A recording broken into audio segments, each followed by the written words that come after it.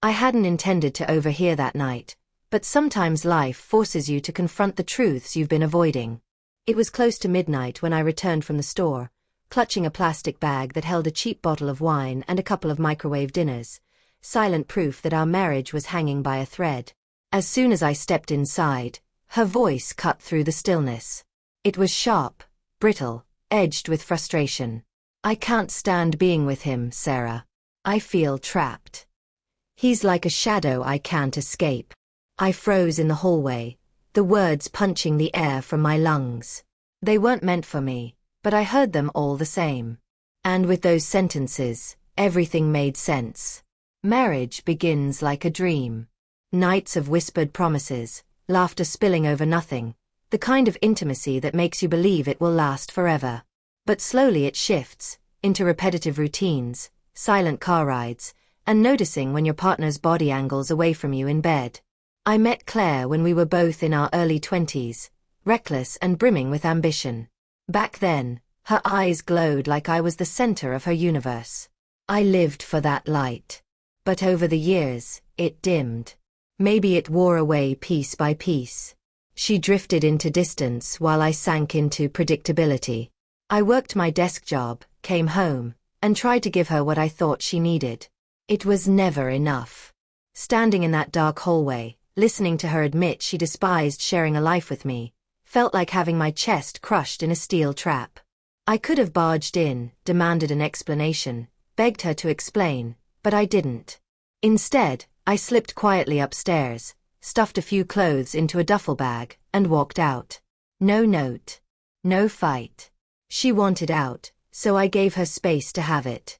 I checked into a shabby motel on the edge of town, its paint peeling, its rooms carrying the faint scent of mold and regret.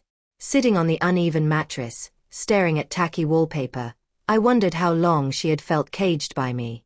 How long had I been nothing but a phantom taking up space in her life? The next morning my phone lit up. Calls, texts, voicemails. "Where are you? We need to talk. Please come back." I almost laughed. The same woman who couldn't stand being near me now panicked at my absence. So I let her stew in it. Let her feel what it was like to lose the man who had always been there. 2 days later, she found me. When I opened the motel door, Claire stood in front of me looking hollowed out, sunken eyes, hair messy, voice trembling. "Why did you leave?" she whispered. I gave a dry laugh. "Do you really need me to explain?" Her throat bobbed as she swallowed. "You weren't supposed to hear that." And there it was. Her regret wasn't about the words themselves, but about me catching them. Something inside me broke at that. I stepped aside, letting her enter. She hovered near the door, refusing to sit. "Was it true?" I asked. Her hesitation lasted just a beat too long. That silence said more than any answer. Claire, who always had a quick reply, stood there grasping for an excuse. I was already gone, emotionally, if not yet physically. "I was upset," she finally muttered, voice thin. "Frustrated. I didn't mean it like that." I shook my head slowly.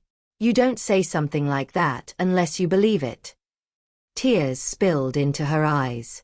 "I love you, but..." "Don't," I interrupted. "I don't need the but. I know how this ends." She collapsed into sobs, but I didn't reach for her. For 4 years I had been the one bleeding silently, wondering if I was enough. Now it was her turn to feel the emptiness of life without me. I never went back. The divorce was messy, bitter even, but my healing wasn't. What I learned was simple. Leaving wasn't the hardest part. The real challenge had been staying in a place where I wasn't wanted, clinging to love that had already turned to dust. Claire tried contacting me a few times, hoping to rekindle what had long burned out. But I had discovered something she couldn't offer anymore. Peace. And eventually, I found someone whose gaze made me feel like I mattered again.